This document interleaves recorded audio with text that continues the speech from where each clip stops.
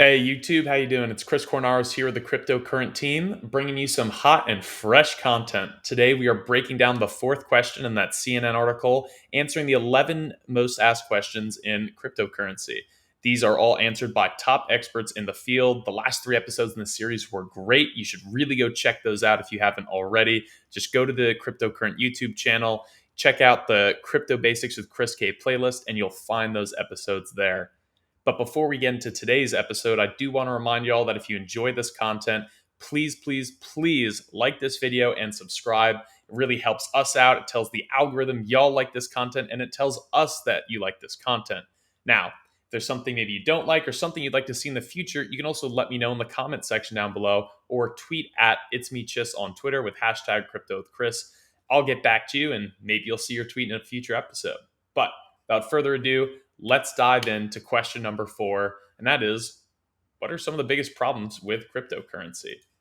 It's a pretty common answer. A lot of times you'll see, answers ranging from it's a scam, it's criminals just use it to launder money, which I could see why you think that, but fun fact, actually, people use US dollars more for illegal activities than they use any form of crypto.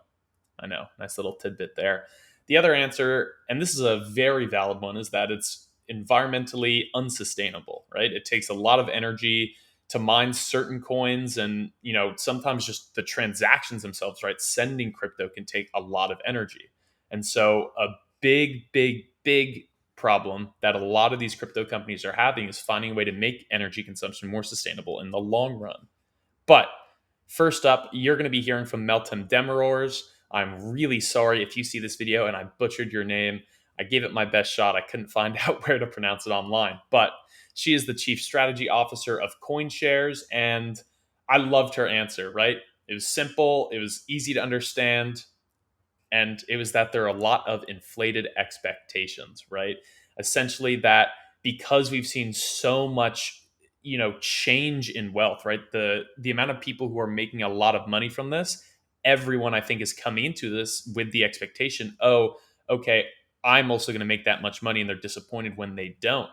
But the reality from that is a lot of people that made this much money have been in the game for over 10 years, right? So you're looking at that long of a time horizon minimum, unless you're getting into more risky projects. But without me saying more and kind of going off the beaten path a bit, we're going to let you hear from Meltem while she gives you her answer, and I'll see y'all in just a few minutes. I think the biggest problem with cryptocurrency is the exact same problem we've had with any new technology. It's that the implementation of cryptocurrency and its adoption takes a long time because it's very difficult for humans to incorporate new behavior and to change their behavior. Typically, there's a specific rate at which technology diffuses into broader society. I think one of the challenges in this age where information moves so quickly is there's a lot of misinformation, a lot of fundamental misunderstandings about what cryptocurrencies are and what they're capable of in the format they're in today. I'd love to be able to wave a magic wand and change the world instantly, but cryptocurrencies are not a panacea to all of society's problems. I think a lot of times, there are a lot of inflated expectations when in reality, we're still in the very early days of building out the cryptocurrency ecosystem, applications, and interacting with them. When I first got on the internet, I would have never imagined that I would have a supercomputer in my pocket one day. But here we are, 20 years later. And I think likewise, cryptocurrencies are still in their very earliest stages. So I think it's just a function of time and really understanding and education. And unfortunately, that process is difficult to accelerate. And we're back. I hope you enjoyed what she had to say. I thought it was a great answer, and she did a fantastic job. She is one of the heavy hitters in the crypto space, especially on crypto Twitter. Y'all should go check her out.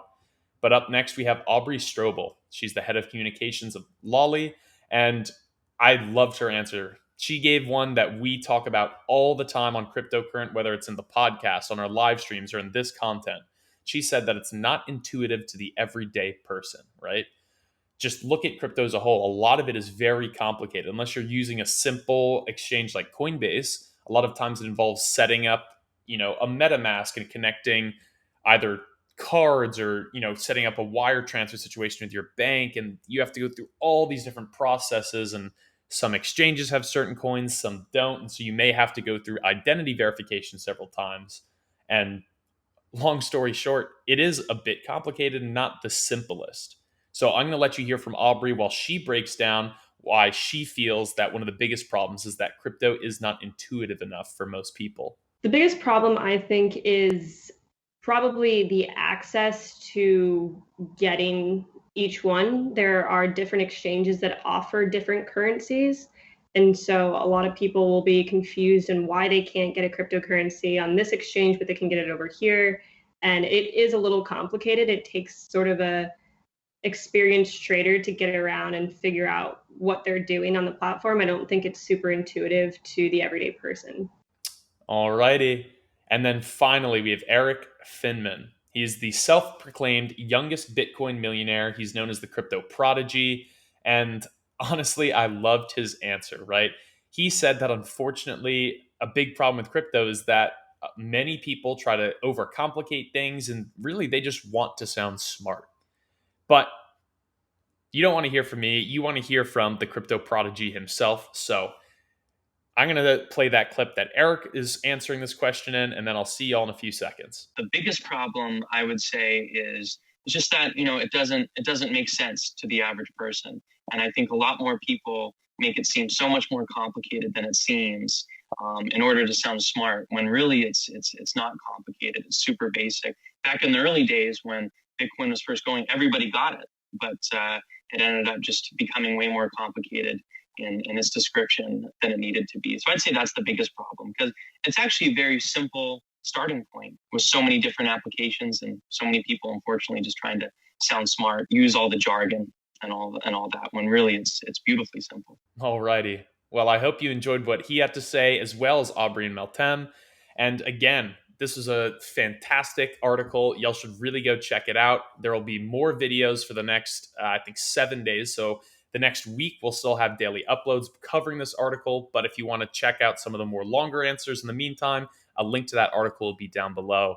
Now, before I let you go, I do want to remind you, please like the video and subscribe if you haven't already. It really does help us out. I've been loving seeing your comments and responses on all these videos, and I'll keep responding to everyone that I see, unless for some reason it's millions and millions, and then it might take me a little while, but I'll get there eventually.